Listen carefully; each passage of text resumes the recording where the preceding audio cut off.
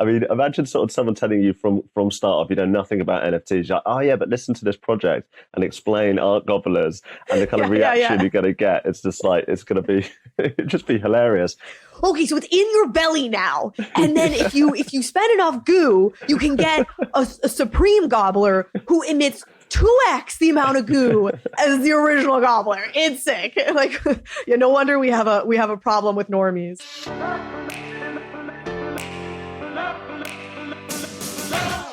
Hello, everyone. GM. Welcome back to another episode of Overpriced JPEGZ.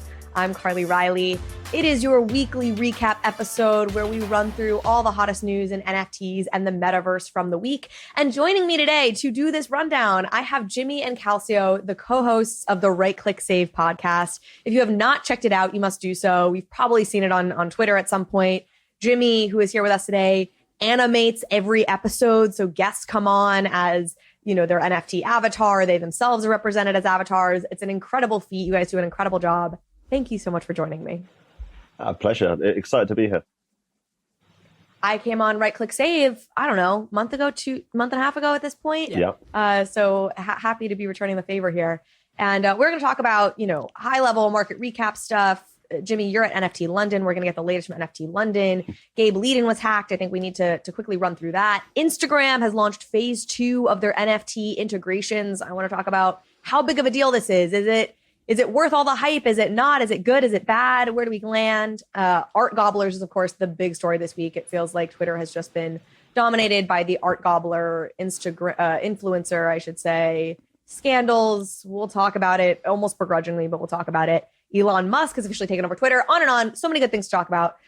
Before we get into all of that, I do have to ask, folks, please, if you're watching this on YouTube, go ahead and subscribe to the Overpriced JPEGZ channel. We recently separated from the Bankless YouTube channel so that we could have our own bespoke OPJ channel. Subscribe to that. If you're listening to this on a podcast app, please rate and review. And before we get into everything good, we do need to hear a word from our lovely, lovely sponsors. When it comes to NFTs, convenience often wins over security, despite scams being everywhere. Brands and artists have no other choice by complying with big marketplace terms and weak security because no good alternative exists, which is what prompted Ledger to fix the problems of NFTs themselves and launch Ledger Market. The Ledger Market provides an end-to-end secure NFT experience for brands, artists, and users, enabling true ownership and control over NFT assets, from minting to storing. Ledger Market secures NFT projects via Ledger Enterprise, keeping you protected from phishing attacks and scams. And the market directs users to Ledger Live, where they can transact with a contract directly, giving clear signing details instead of blind signing and praying. Don't trust, verify with clear signing from Ledger Market. Stay up to date on the latest drops and marketplace updates by following Ledger on Twitter and joining the Ledger Open Discord, which is linked in the show notes below.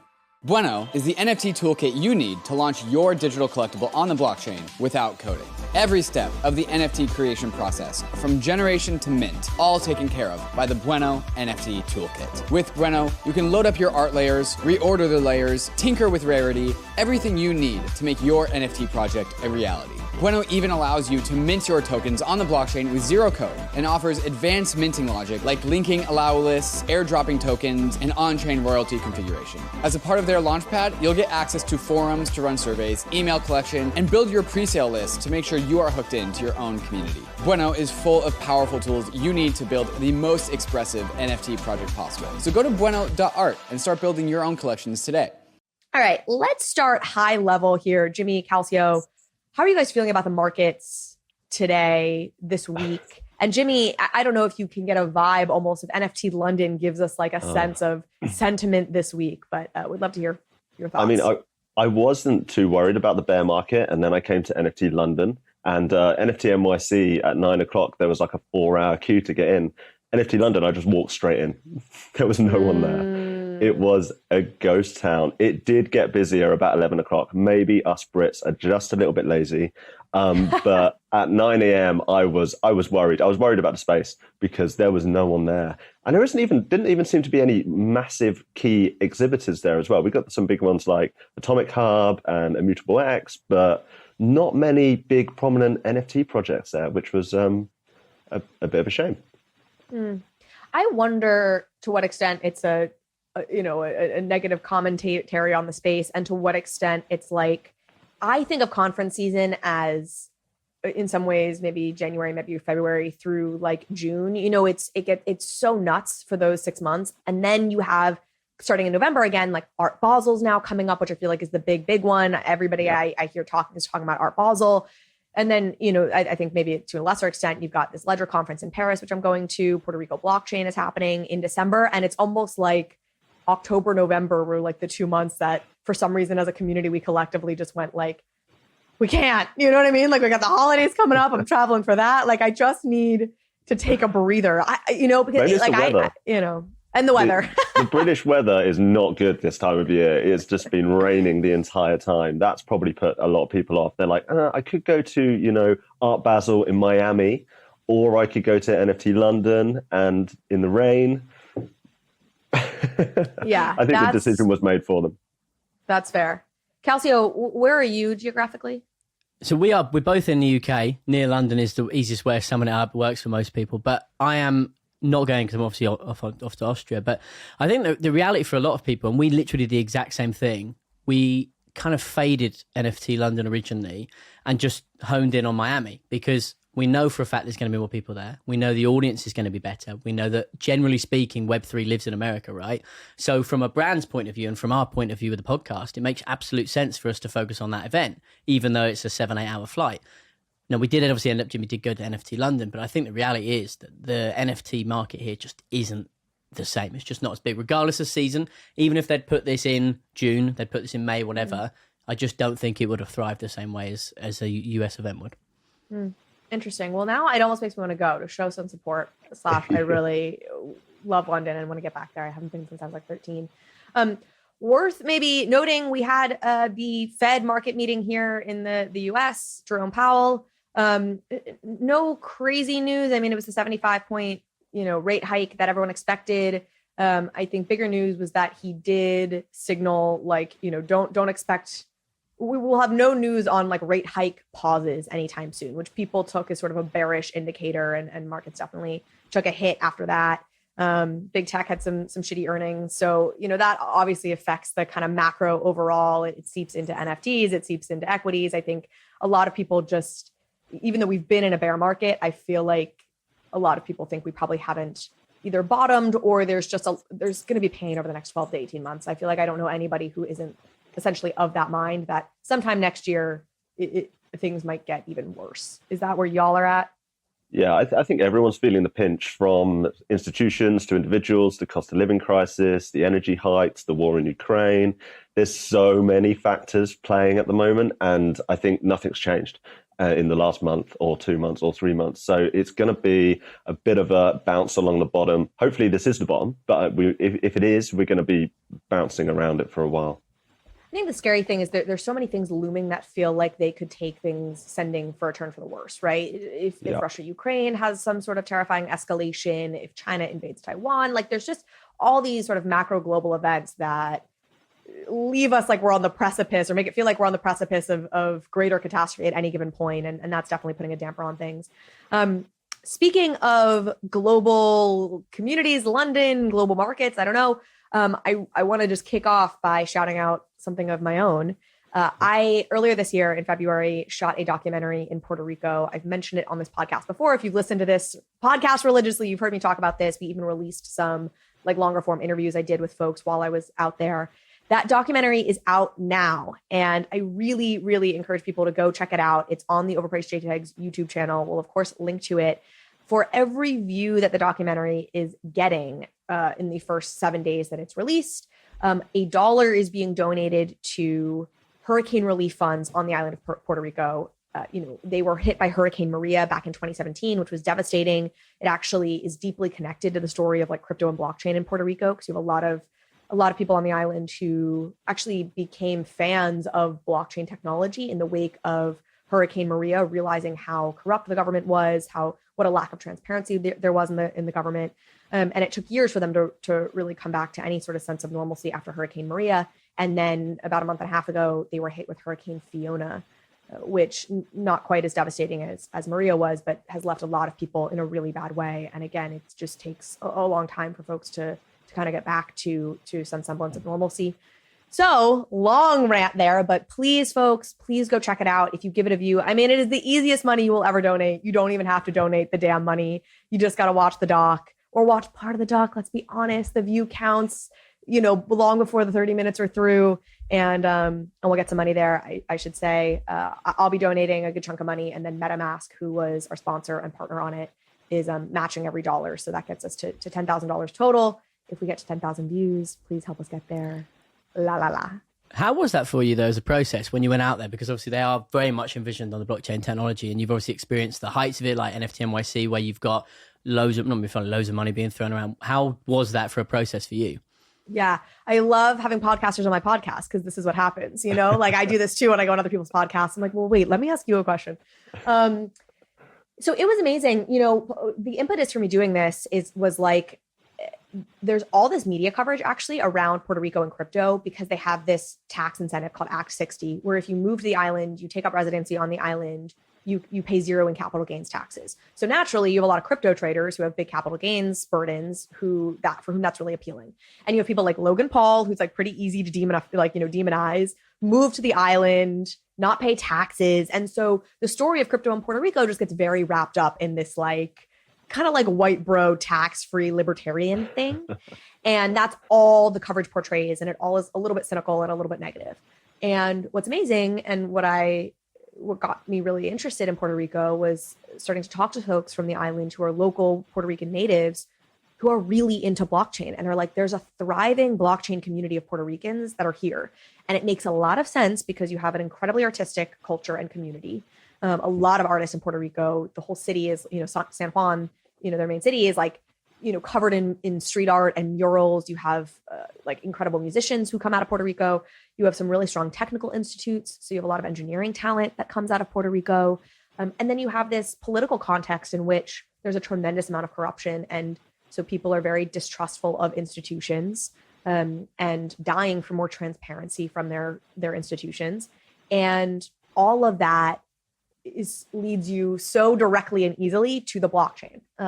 So the whole ethos and ideology of crypto and blockchain just jives really well with a lot of things culturally that are happening in Puerto Rico, and it gets no coverage. And you have these artists who get no coverage, and they just get completely drowned out by all the coverage of the transplants moving to the island. And what was so frustrating to me is it felt so there's just such an irony to the media who's sort of purporting to stand up for Puerto Ricans, in covering this and being like, well, they're driving up rent prices and this and that. And that's a valid story. And we should talk about that. And it's not to say it's not important, but you're also then erasing the stories of all these other Puerto Ricans, and if you give no airtime to this other story, it's just it feels almost hypocritical. And the big news outlets, it's the Washington Post, it's the New York Times, it's, they're doing it because it's a clickbaitier story and it's, it kind of feeds the macro agenda better and whatever. And again, it's a valid story. It's just not the only story. So I really, as you can tell, I'm passionate about it. I really want folks to check it out, both to see these artists and hopefully bring some light to what these artists on the island are doing. And then of course we'll get some money to a good cause. So I don't know, did that answer your question, Calcio? Yeah, it's good. You've done a few things. Obviously, I remember you went out to see Bianca from, what's the name of the project? Nemus. Yeah, and that was obviously a big kind of thing which we were following as well. So it seems like you've got a massive focus on looking after. Yeah, and we'll definitely be releasing something. I went to the Amazon. There's some misconceptions about that project. I don't want to say more until I have sort of the kind of the keys from the team. But I will say, if you've seen negative things about Nemus, 99% of it are just total misconceptions and sort of half-truths that have been propagated. And I know the team very well at this point, and I, was there on the ground. So anyways, we'll be able to, I think, hopefully clear up some of the misconceptions and, just get people clear on that. But yes, that will also be coming out, which was such a incredible to get to go down to the Amazon and make that trip. That is cool. Okay, enough of Carly shilling Carly. Some quick hit news items in the space. I think the big story that we'll probably opine on for a little while is art gobblers. But I did want to flag Gabe Leydon, however you pronounce his name, was hacked.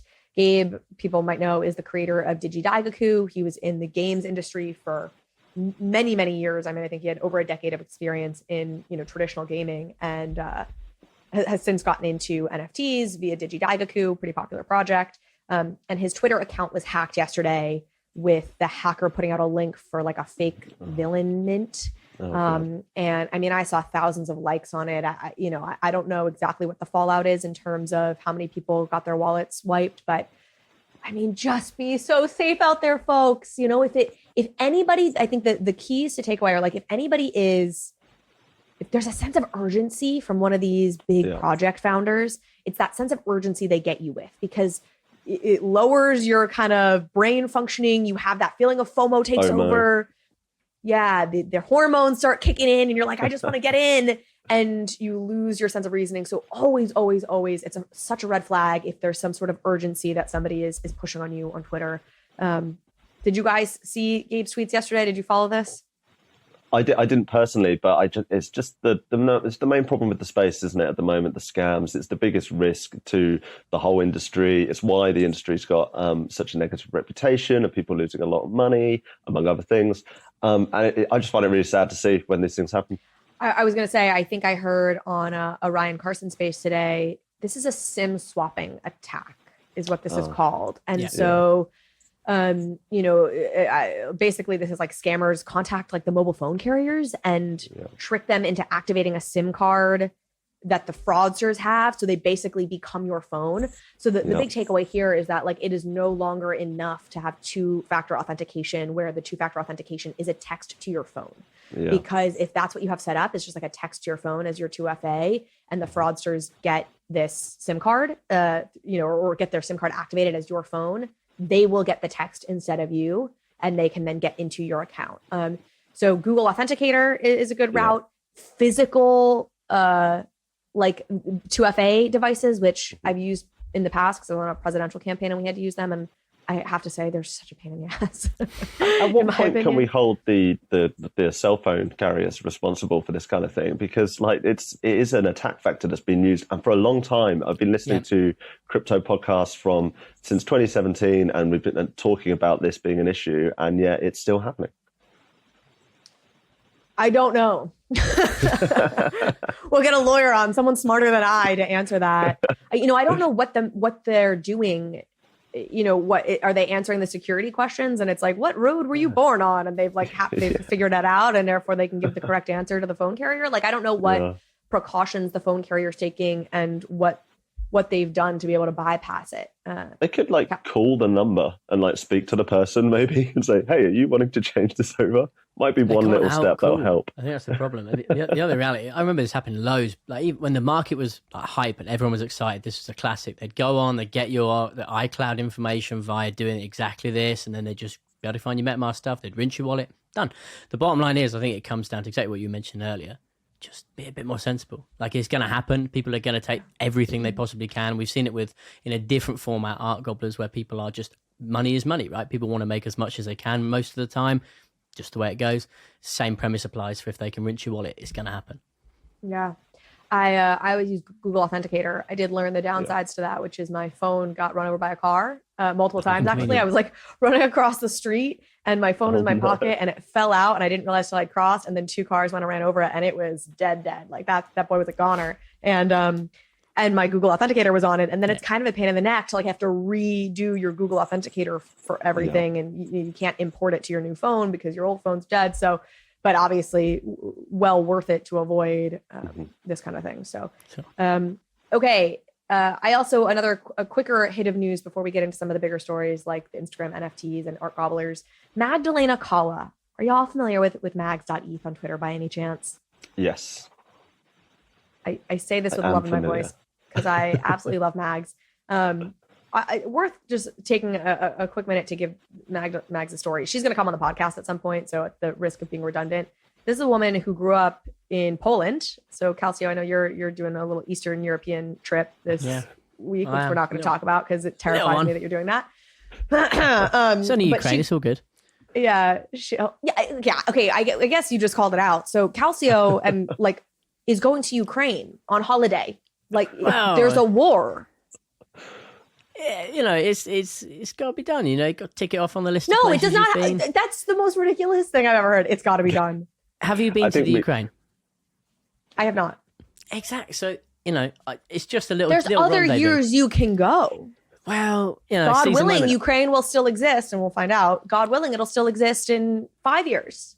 I only have a few countries left to tick off on the list. So Poland's lovely, by the way. Gdansk is a beautiful place. So I don't know where she's from in Poland, but absolutely lovely country. It sounds like it's a smaller town in Poland, not like a big city. And she wanted to go to Harvard. And her parents were like, you don't even speak English. Like, you know, like, I don't think they were necessarily being bad parents. I don't know. But just the way she tells it is like, parents are sort of like, what? Like, how are you going to Harvard? She emailed like hundreds of boarding schools in the United States, had one accept her, came, to high school then in the United States, like learned English, went to Harvard, ended up working at Bain, just this incredible career. And now has raised a $30 million fund, just closed a $30 million fund to invest in consumer blockchain startups. And I think Chris Dixon is one of her backer. I think Alexis Ohanian's in there.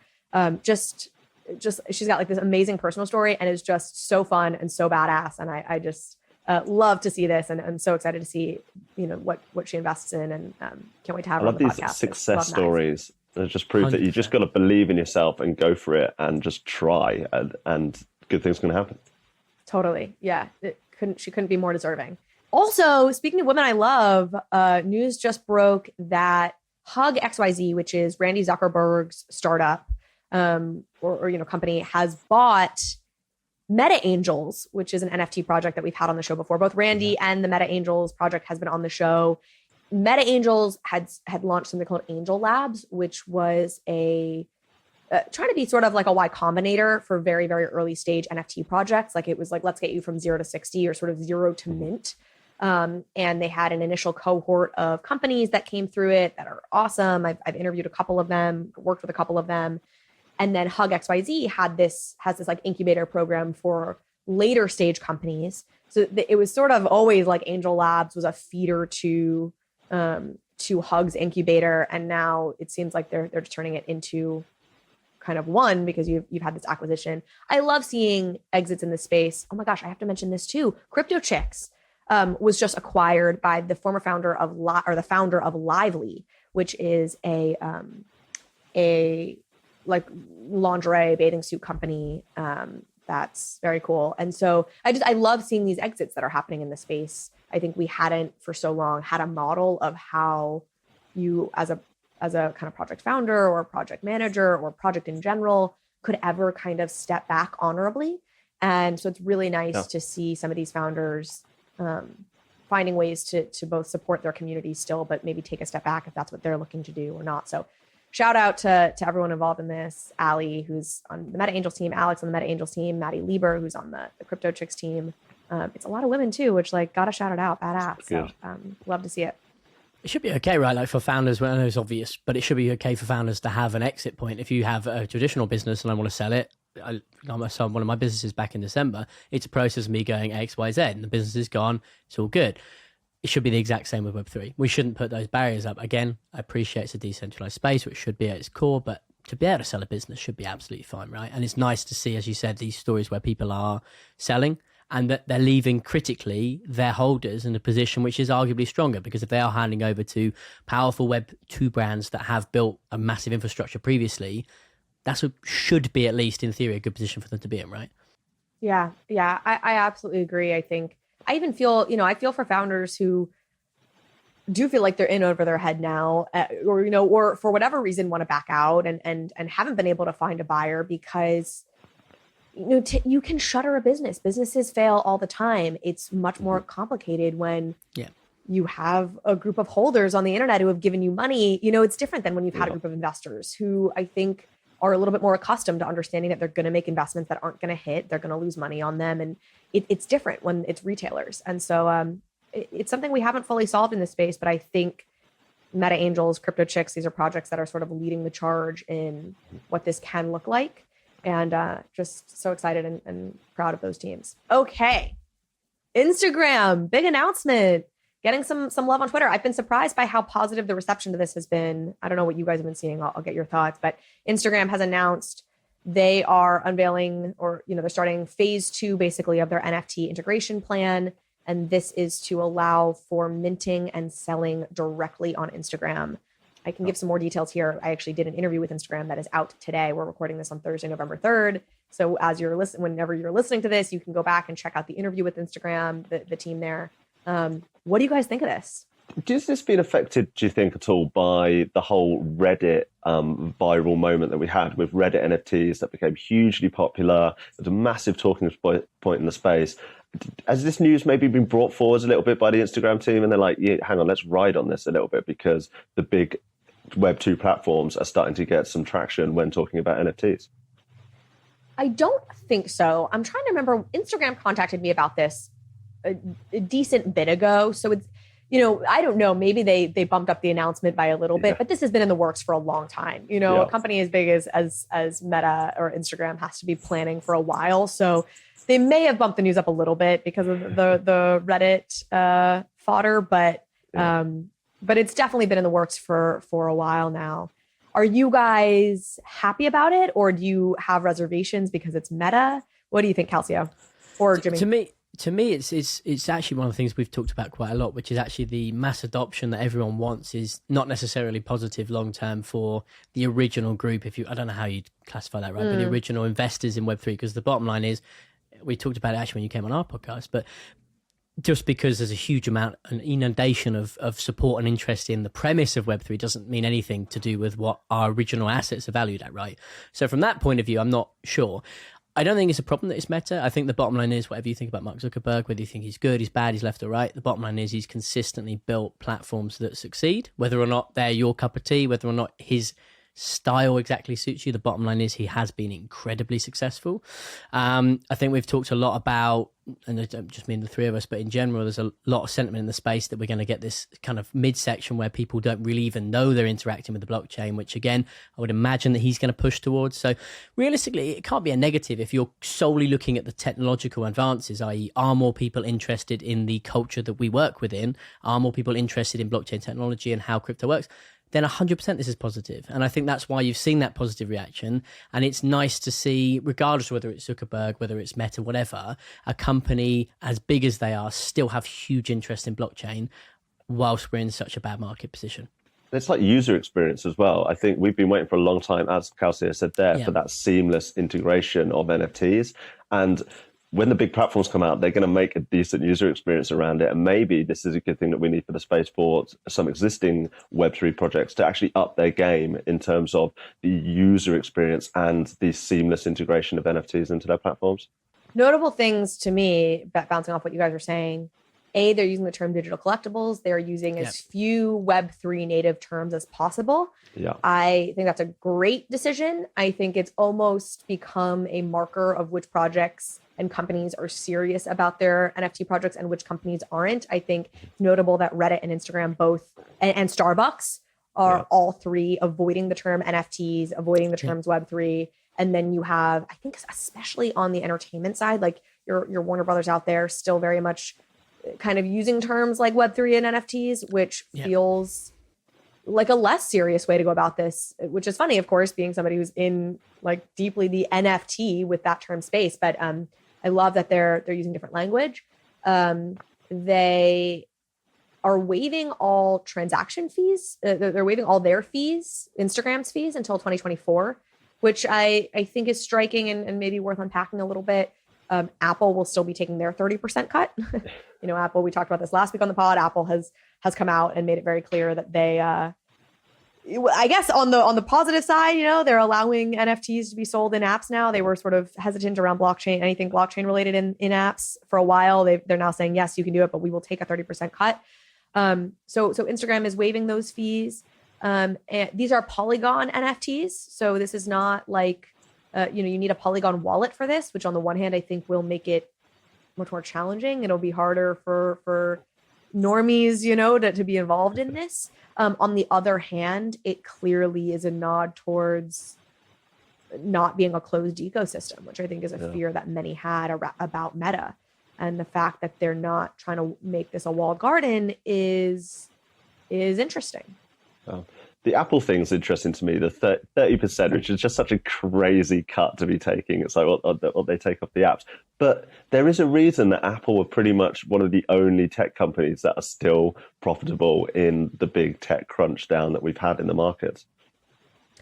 Yeah, I mean, Apple, people, I feel like, mock Tim Cook for having kind of killed innovation at Apple, and they don't innovate anymore. But what they do is just absolutely print money, and they've been just taking free cash flow and buying back shares for the last 5 years to tremendously great success. And they have, this almost monopoly, this sort of like legal monopoly on mobile experiences and payments that flow through mobile. So it's definitely striking. Calcio, what do you think about them waiving fees until 2024? Well, it's sensible, isn't it? Right, at the end of the day, the money that they waive to make this a success, they're making the play. The same way you mentioned earlier about how an investor would look at an opportunity and say, okay, cool, well, I can make this, I can weigh this up, and I think that this will long term be successful for me. I guess they're making the exact same conversational point. And I think it's really important, actually, the way that you have mentioned that they're not using that generic language that we're so used to. Obviously, you were talking about the Lord of the Rings NFT a few weeks ago, and it's exactly the sort of problem that the NFT terminology has negative connotations because of.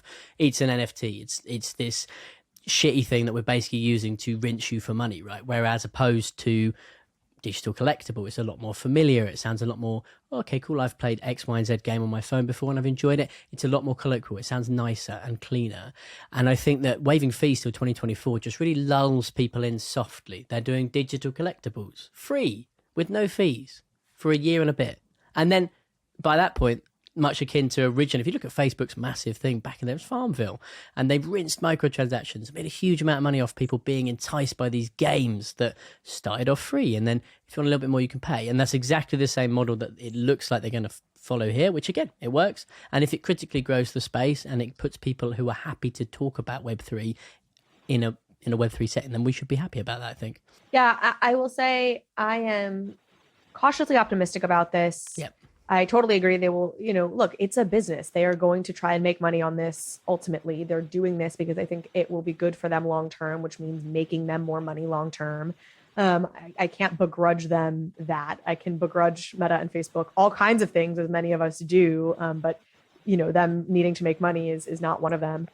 I think this is bullish. I think these massive platforms doing this, and behind the scenes, they're working with all sorts of big celebrities, to at some point launch their kind of bespoke collections for their super fans or whatever on the platform, which I think will be huge. And again, I feel strongly that that's probably coming at some point. Maybe it's in 2 years, because I'm sure all these celebrities want to wait until the market rebounds. But at some point that'll be coming.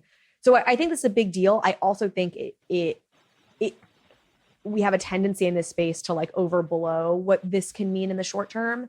I think I saw 100%. It with the Reddit stuff, and I said it last week. I was like, look, the Reddit thing is amazing. 3 million wallets is awesome.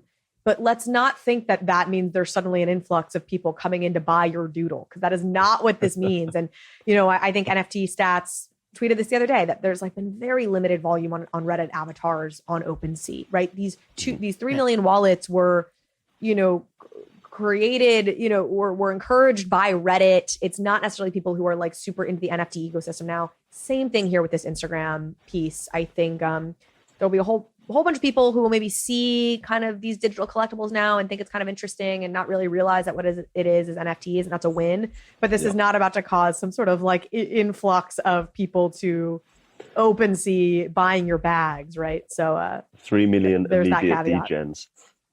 Yeah, absolutely not. All right, the big story this week, the one that I almost don't even want to talk about because I think it's just gotten so gross and dark in ways. Yeah, it's not great. Is the story of art gobblers and sort of the surrounding commentary.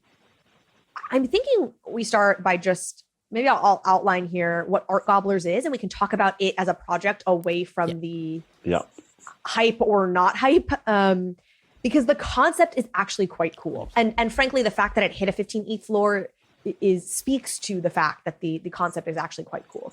And for folks who are living under a rock and don't know, this is a project spearheaded by Justin Roiland, who's one of the creators of Rick and Morty. He's also been an NFT artist who's had some really successful art drops in the past. I mean, he's sold individual like one-of-one pieces for hundreds of thousands of dollars historically. So he's been in the space for a little bit of time now.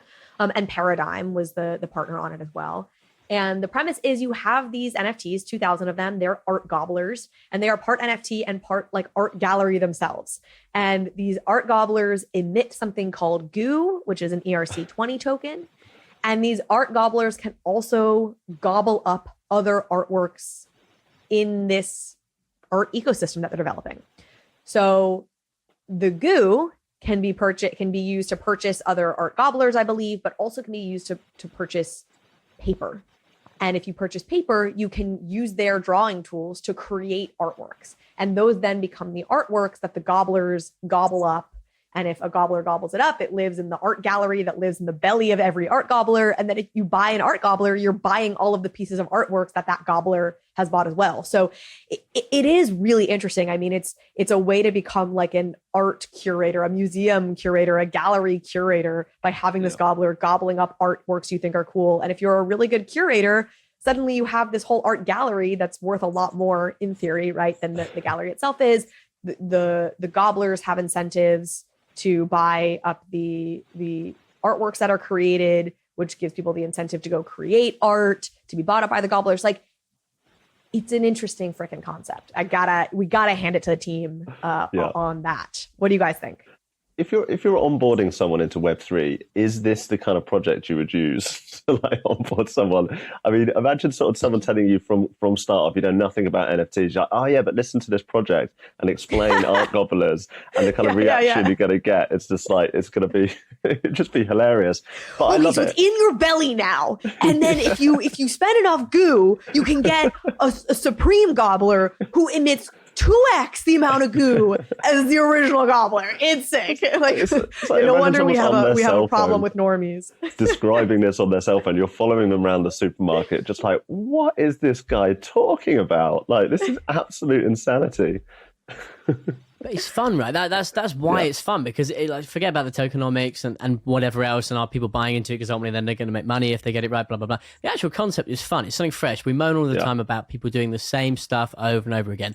As a premise, regardless of anything else that surrounds the project, it's fun. Like when we're talking about it, we're laughing about it, we're enjoying it. It's fun, right? It's a silly concept, and ultimately you might end up with some terrible art in your art gobbler's tummy, but you might end up with something you think, oh, that's quite nice. And it's all part of the game. And if you kind of get a community that's excited about something and energized by the premise of doing something together, that's literally the 101 of how to build a sort of positive environment for your holders.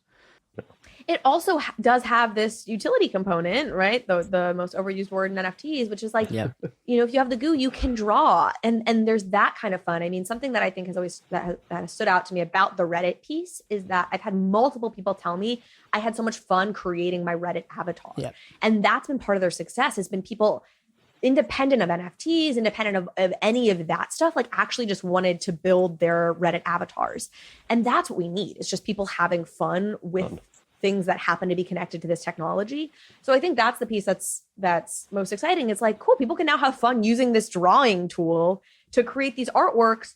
And if you're a new artist, or you just are a creative person who's never professionally been an artist, there is some level of built-in audience that you're going to now get because of this, that you wouldn't have been able to get if you were just using a drawing tool, if you're just using like, you know, Canva or something and trying to create something and throwing it out on social media. So there's that fun that's built in that I think is what makes this project feel different and cool, and yes, weird, and probably not actually drawing in newbies to the space, but it's totally the kind of thing that I can see in 2, 3, 5, 10 years as more people do have wallets. This is the kind of thing that'll become more normalized and people will be participating in just for the joy of it, which is very cool.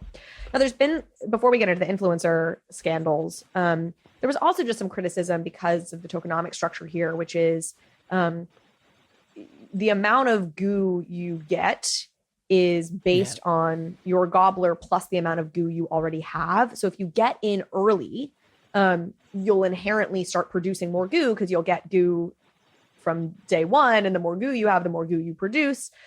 I don't know that I mind this so badly. I mean, it's sort of like if you're in proof and you're nesting your moonbird, and there's going to be more rewards given to people who've nested for longer. Like, you're trying to reward the earliest holders. On the surface, it doesn't bug me too much, but you know, probably worth noting that that's how they've decided to structure it. Yeah, it's interesting. I think that has been kind of exacerbated by the fact that they had all these influencers given the token straight away. I think if that wasn't the case, people would be more on board with that kind of tokenomics. But because there's been so much FUD and hysteria around influencers owning the NFT early on, just for no effort, that's why it's become more of an issue. I'm just going to follow that sentiment, really. I think the other thing is really, and it kind of leads on a little bit to where you're going next, in terms of the actual influencer thing, if you actually look at the numbers of influencers that actually got the whitelist early compared to artists and founders and whoever else it would be that perhaps wouldn't have often had the opportunity, it's not that disbalanced. But again, it's just reiterating that sentiment again, Jimmy, that the reality is the problems around this project have caused those smaller things to be exacerbated to the point where what happens is, instead of it being, I'm cross about this or I'm upset about this, it's I've got a list of this and this and this and this, and it goes to this massive level of all of these things that on a singular level we perhaps might go, it's fine. Because there have been so many, I think that's where they've become so much worse. Do you know how many, like, quote unquote influencers were given whitelist spots? I don't know the exacts, to be completely candid, but then I look at the majority of projects and I think two things. First and foremost, in this market, it isn't great, right? So it's obvious, and it goes without saying that I would want, if I'm founding a project now and I only have 2,000 pieces, I would want people who I believed could positively influence my community to be involved. Yeah. Whether or not that means I necessarily turn around and go to every single influencer under the sun, have a whitelist, absolutely not. But the premise of people that you would think of as thought leaders or influencers, whatever you want to call them, would make sense for them to do that. I can't remember who it did it, but they broke down a graphic and they put loads and loads of different stories of normal people getting these whitelists. And there were a huge amount of those people that had, because originally I think you had to make a piece of artwork. And if you made this artwork, you could then submit it. And if they were happy with it, they thought it was good, unique, quirky, whatever, you got whitelist, which is great. It's different. I think, again, as I said, it's just been muddied by the sheer volume of problems that certain people have caused and the artworks niche and some of the other problems around it as well. So I think it's worth taking this sort of one step at a time. There was a ton of outrage, as we're now getting at, because there was this feeling that a bunch of influencers got whitelist spots to shill this project. And then they turned around and dumped their own gobblers for, 12 and 15 each. And my perspective on this is a couple fold, and I think mirrors a lot of what I think sane people on Twitter are saying, which is clearly if you were given something like a whitelist spot to promote this and you did not disclose that, that's icky and it's a total problem. And just disclose it. I think that's really gross. And I think it's really valid to criticize that. I also think it's a little bit icky, just in general, to promote something that you're telling other people to buy that you yourself are not looking to hold, right? And look, everybody has a price at which they're willing to sell something, and so maybe, you were shilling this when it was, but it immediately shot up to 15 ETH. Whatever. The point is, I think it's gross when influencers shill products on Instagram that they don't themselves use. I think it's valid to say it's dumb or, it's icky that the Kardashians are selling some weight loss gummy that they definitely have never themselves taken, So in general, if you're not trying to hold this project, you're just trying to flip it, but then you're telling your followers to do it. I'm really sympathetic to that frustration. With that said, with the sympathy for those frustrations and the obvious call out. Yeah. With the obvious call out that people should be disclosing. I do think a lot of this is rooted in bear market pain and jealousy and people who are down bad, who have lost a ton of money, looking at people that they think are already rich or better off than they are, making 15 ETH. That hurts because there's virtually no opportunities in this market to suddenly make 15 ETH, and 8 months ago, they were happening all the time, right? Or 10 months ago, 11 months ago, whatever it is now. What month are we in? And it's not happening anymore. And I think that breeds a lot of pain and a lot of jealousy, and a lot of the animosity we're seeing is totally rooted in jealousy, and they're not valid criticisms. And it's okay, these people got whitelists. If they didn't shill it, they just minted it and sold it. Come on, and I don't think we have to, cry for the influencers here too bad. Cause sure. You got to take some heat on Twitter, and in exchange you got $20,000, I'm not crying. It's world's smallest violin, but, and then I'll caveat that statement that I just made. I just keep making statements and then caveating them. But that's, in general, I think a lot of this mob has gotten just way out of hand and ridiculous, against people who don't deserve it. But it pays, right? It pays from a point of view. If you're trying to build an audience and you build it on FUD, then it's 100% an easy thing to latch onto. Like the amount of, and there's a really misinformed thread that was plastered everywhere with loads of things that were wrong. But it doesn't matter because it's very easy to sell bad news, right? And so I what guess were they saying? What was the thread saying? Just within the thread, it was that, and again, I don't want to lead before you kind of get there, but it was saying that the completely wrong founder of Rick and Morty was involved in the project and referencing all that. It's completely misguided, but it doesn't matter because misinformed people will latch onto that FUD and know that they've not made 20 grand, but that their favorite influencer has made 20 grand and he got it for free. And it is very easy to then manifest that huge negativity.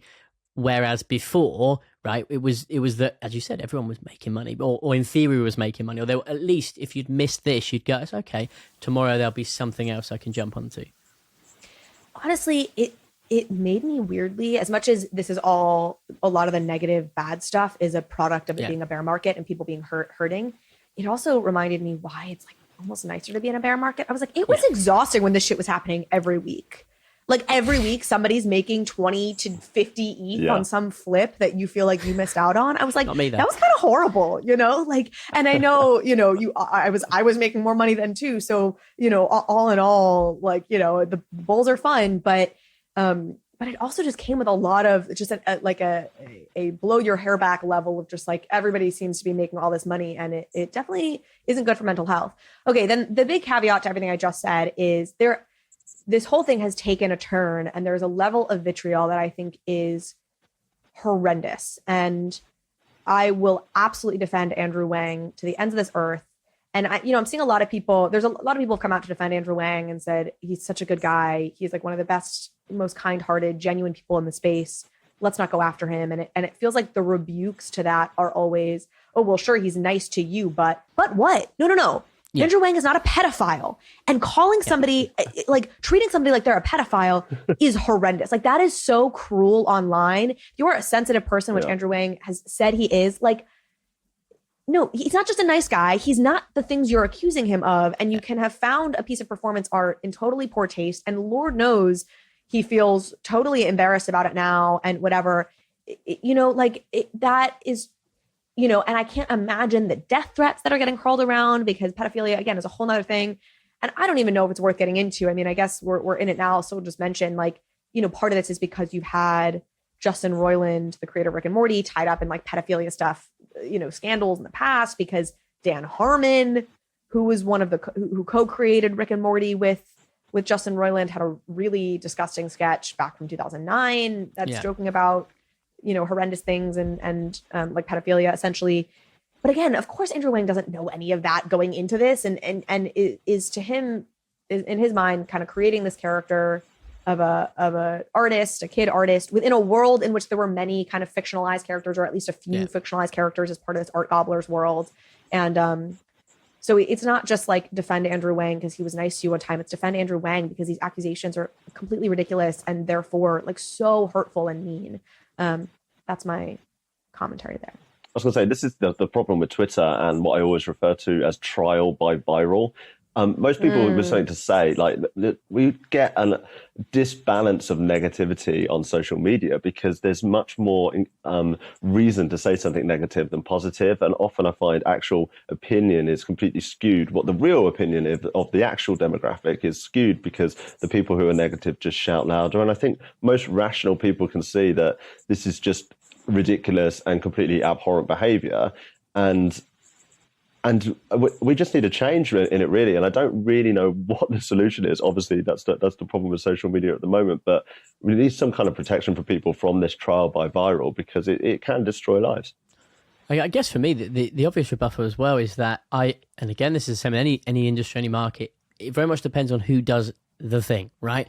So I would imagine, I'm not going to go name a specific list of people, but there are certain influencers, people in the space, whatever you want to call them, that if they had done the same thing, they'd made a meme alt account, posted a 13-year-old, tweeted some weird stuff, and then gone, hey, there you go. Bearing in mind the account has very few followers, it's irrelevant really to the price because the price was going where it was going regardless. It doesn't make any difference. So if we kind of break it down, are we upset because it suddenly made the project pump? We can't be because it was a very relatively small account. Cool. Number one. Are we upset because someone else made money? Well, probably a little bit. That's kind of where that comes from a little bit. But then again, reiterating again, the 13-year-old fake account doesn't make any difference to whether or not it makes any money. It's irrelevant.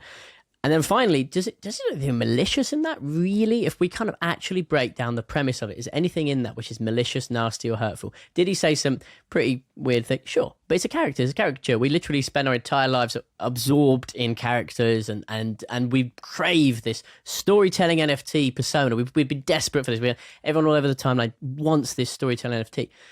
This is what this was posed as. It's by the creators of one of the most famous and successful Braze storytelling adult cartoon, and it just feels like people are doing exactly what Jim said, which is just trying to find any way that they can be relevant when it's not via them making money.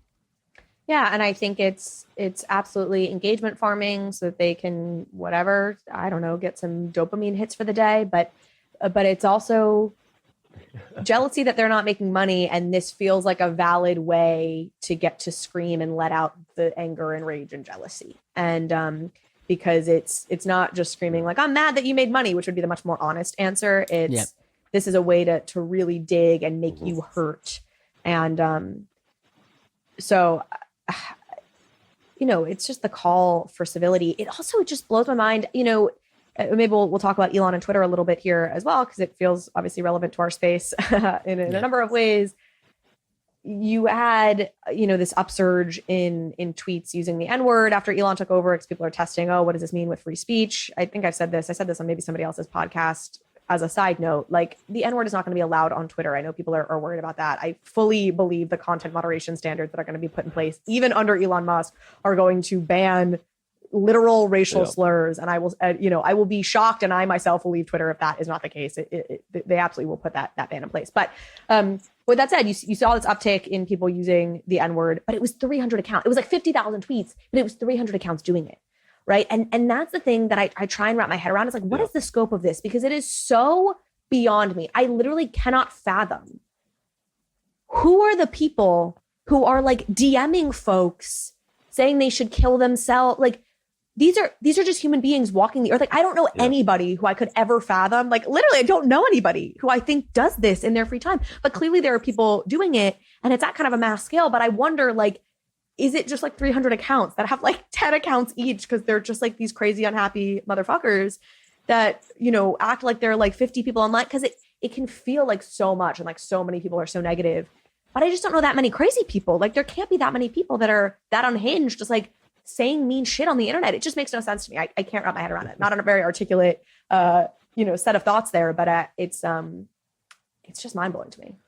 I've kind of always worked on the premise that, because obviously collectibles dealer, right? So I sell a lot of stuff. You put it in the post, and what will happen is you'll always remember that one negative interaction over 100 positive ones. So I think the premise applies online, and that, like Jimmy said, that noise is just going to be so much louder. And I think there's just a lot of people who have lost a lot of money, right? And whether or not it's their fault, whether or not it's that they were naive to the fact that NFTs probably are overpriced, right? For the most part. I just think we've got so many people who are now salty, and when they do see anyone making money, there's so much hatred towards it. And I've actually found, as a juxtapose to that, I feel less like I'm missing out on stuff. I'm not bothered about this at all. Whereas I felt like in the bull market, it was much easier to be frustrated, because I felt like I was on the precipice. I was so close to it. Whereas with this, it's fine. It's okay. And actually just being able to build content and that kind of stuff is much more enjoyable. But those hateful people are always going to be there, right? And I think that it's an obvious point, but the bigger that the Web3 space grows, the more we'll get those people who have lost money and want to be frustrated at those who are still, in their eyes, making money, right? I think there's also an accountability issue with things like social media. There is zero accountability for these people. Go on and they can say what they want. They might get their Twitter account banned. They can just make a new one. I think the only real solution to this is some form of KYC on actual users that use Twitter. So when there is a lot of hate, that actually would give them accountability, so that there is actually repercussions for some of the things they say. But when they can just hide behind a keyboard, hide behind a fake identity, it's just people are just happy to say whatever they want. And sometimes it is purely just to see what kind of reaction they can get from it. COINSHIFT is a leading treasury management and infrastructure platform for DAOs and crypto businesses that need to manage their treasury operations. Every crypto org needs to manage its treasury, and COINSHIFT offers a simple, flexible, and efficient multi-chain treasury management platform built on top of the highly secure Gnosis Safe. With COINSHIFT, your organization can go from primitive single-chain treasury management to expressive, flexible, and multi-chain treasury features, such as global user management, global contacts, proposal management, and many other features that can be shared across an entire organization, allowing users to save time and reduce operational burdens and gas costs. COINSHIFT even has data tools like account reporting across the 7 chains on which it operates. Used by industry powerhouses such as Uniswap Grants, Balancer, Consensus, and Masari, COINSHIFT is speeding up the coordination and efficiency of the organizations that use it. You have to keep up with the frontier, and COINSHIFT makes that easy. So sign up at coinshift.xyz/bankless. We're all bullish on NFTs, but gaining exposure to NFTs as a whole is difficult. How are you supposed to gain broad, generic exposure to an industry that's designed to be unique and non-fungible? CRYPTEX has the answer. CRYPTEX Finance produces synthetic tokens that lets you get exposure to areas of crypto that you otherwise couldn't. Their first product, TCAP, provides broad exposure to the total crypto market cap of all crypto assets. And their second product, JPEGZ, gives you the ability to get exposure to the entire NFT market. It's the first real NFT index token, so you don't have to go hunting for rares or finding under the radar opportunities. You just need to own some JPEGs, because JPEGZ tracks all NFT collections with real-time exposure. This is a first-of-a-kind product from CRYPTEX, who has worked in close collaboration with Chainlink for months to ensure accurate price feeds for true exposure. Live minting and trading of JPEGs will open at the end of Q4, so make sure you stay up to date with CRYPTEX Finance by joining their Discord, Telegram, or following them on Twitter. Blur overtook OpenSea for the first time in terms of, I think it was daily trading volume, and that was all art gobblers, it seemed. Calcio, I see you making a face and a head shake. Do you have thoughts on that? Yeah, I think it's funny. This is what I was literally about to come on to as well. And again, I don't believe this, but obviously some of the most prominent Spaces hosts that we have, obviously their propaganda that it was all wash trading and blah, blah, blah. And it might be in part, but that is exactly part of NFT Twitter right now, right? Is that it's all about how big, how browser, how loud can I be? And I don't know whether or not that was wash trading. I don't know whether or not that will sustain. And I don't know whether or not Blur will become a real competitor to OpenSea. But what I do know is that is a brilliant achievement in spite of everything, right? We don't like, as a consistent basis, we hear all the time, I don't like OpenSea, I don't like this. So it is at least interesting to see that someone is rivaling them, even if it is off the back of a collection surrounded by controversy. Mm-hmm. Yeah, I mean, we've seen this before. You've had other marketplaces come and try and dethrone OpenSea and get some early volumes, and then it always seems to fade away. I tend to think Blur is different because they do seem to have a real value prop and a real differentiation prop that these other marketplaces, when they came out, I don't really feel like they had these. Like your Looks Rares, your X2Y2s felt like a little bit just like, hey, we're just like a better OpenSea, and Blur is really like, hey, we're targeting advanced traders, which I think is interesting. And then the fact that you have somebody like Zeneca, who obviously is a good friend of mine and who I respect a lot, really believing in them makes me feel like they've got a better shot than others. But time will tell. Okay. Elon has officially taken over Twitter. That was as of last week. I think a couple interesting things. I don't know if you all saw his interaction with Stephen King, but that is actually the thing I want to highlight most. But before I say anything about that, what are your guys' thoughts on Elon and Twitter? Yeah, so he's wanting to bring a lot of developments to the platform, isn't he? That I would say it's been crying out for. I think Twitter is something that hasn't seemed to have changed very much over a long time. They add on and bolt on these additional little products into it, like Twitter Blue, like your ability to monetize your tweets, things like that. But in terms of a platform, it doesn't really support a creator at all. It's really, really difficult to get to a point where you can monetize anything through Twitter. Even though you put a lot of work on it, they monetize your content. They put adverts in your work and you get nothing from that. So I think Twitter needs a big shake-up. And is Elon going to be the right guy to do it? Hopefully. But it's going to be interesting to see what happens. I was going to say, to be fair, I think actually Twitter is one of the best platforms for engaging with an audience. Like if you look at TikTok as an example, impossible to really consistently engage with your audience, right? If you look at Facebook, fine, you've got a comment section, but it's still pretty limited.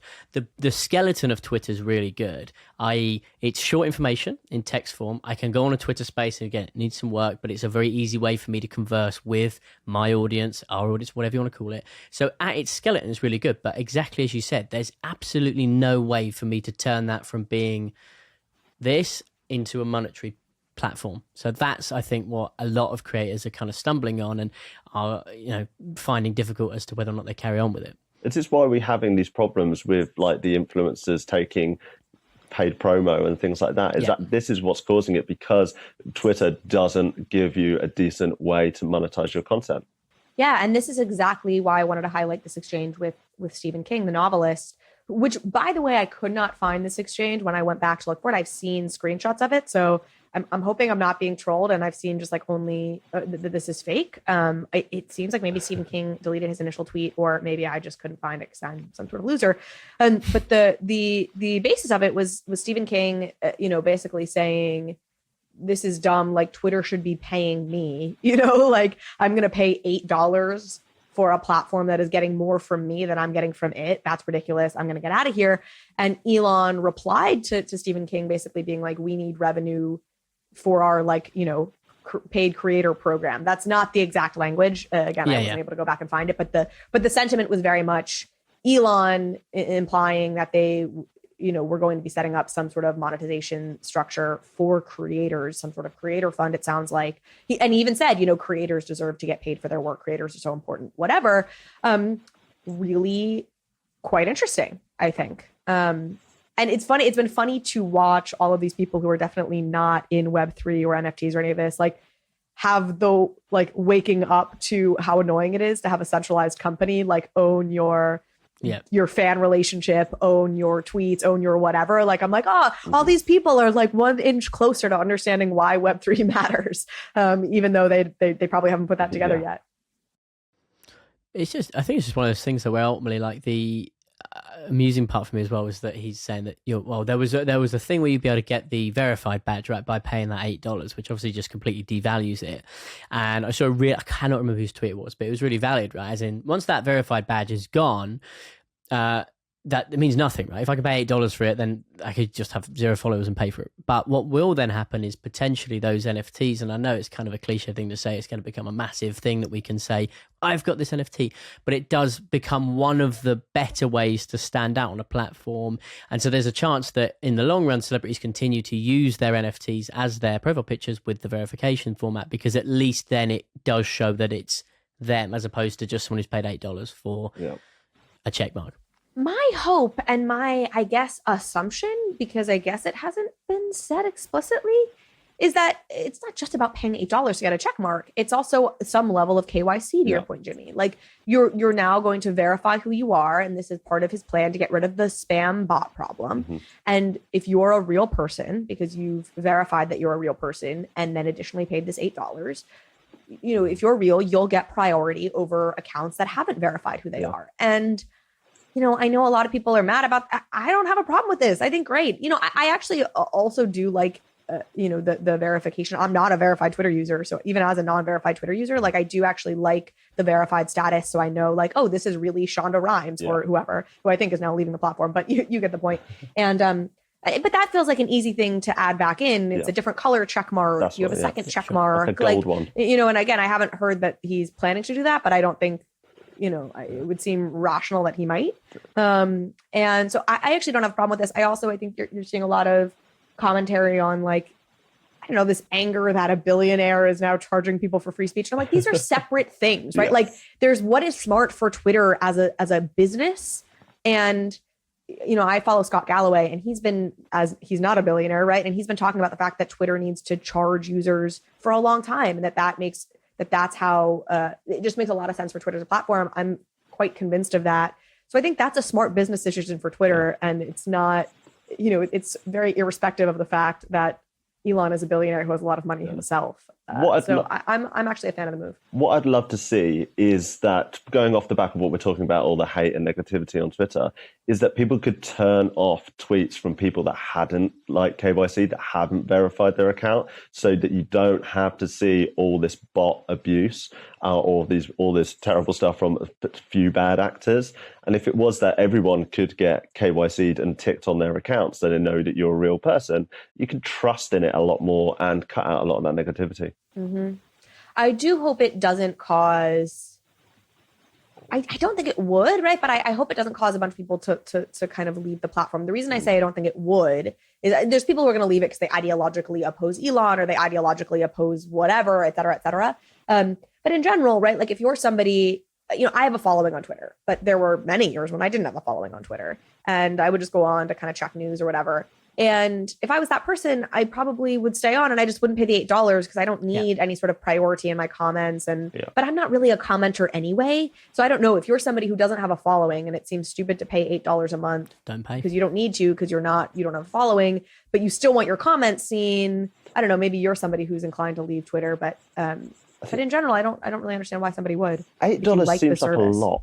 Do you know what I mean? Like that's like Netflix. It does. And what are they doing for that $8 really? Once you've KYC'd, you know that you are verified. What are you getting for your money? Like what is the service there? It's done already. I guess we don't know that, right? And I think just to reiterate, the bottom line is very simple. The big difference is if I want Netflix, I have to pay. If I want Twitter, I don't have to pay. So as a juxtaposed point, I don't have to pay. Even if I am KYC, I assume I can KYC, and then I just go, do you know what? I don't want to pay $8 a month. I'm still going to be on Twitter. I just don't want to pay. And that's fine. I still use it. And then for me, what am I getting out of it? Okay, well, I'm making sure that people see my comments, see my DMs, as somebody for whom this is sort of a business tool.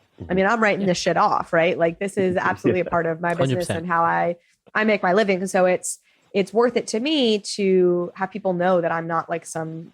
that I'm a real human. All right. Love it. Great points. Last flag thing to put on your radar before we sod off here. I'm taking that's a British term, right? Y'all are speaking your native tongue. I like it. Sod off. Sod off, queue up for the loo and rubbish bins and all the good. Okay. Tip. So tip record. Anyways.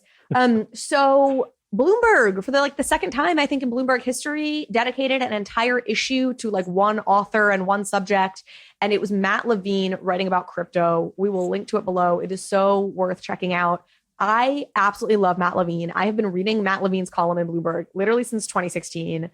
So it is so fun for me that my worlds are colliding and that one of my favorite finance writers is also, writing this whole long piece about crypto. He's absolutely brilliant. He's such a good writer because he's funny and he's got this very colloquial, kind of casual writing style that I love.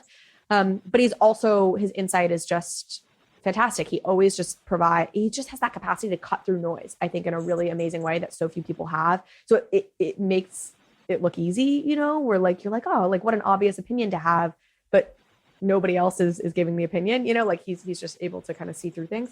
So anyway, he wrote a whole long piece about crypto in Bloomberg. We'll link to it. It's great. I feel like I was learning stuff and I'm like, I've been in this space for a year and I still feel like I'm gaining insights reading you, Matt Levine. How do you do it? And with that, thank you all so much for joining today. Really appreciate it. Everyone should go check out, right-click save the podcast, check out it out on YouTube so you can see the beautiful visuals courtesy of Jimmy. And I really appreciate you guys joining me today. It's been great. Thanks very much for having us. Pleasure. Thank you very much, Carly.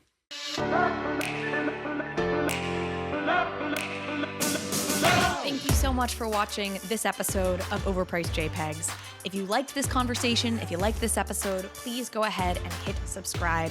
It helps me out, it helps the show out, and it means you will get alerts and updates when we post new content. Thanks again.